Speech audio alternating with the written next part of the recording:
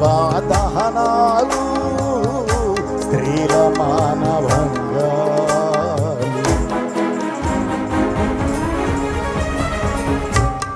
ఈనాడు దేశంలో ఎన్నో ఎన్నో దౌర్జన్యాలు సజీవ దహనాలు స్త్రీల మానవంగాలు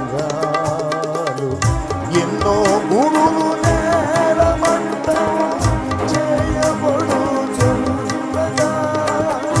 ఎన్నో గురులు నేలమంటం చేయబడుచుండగా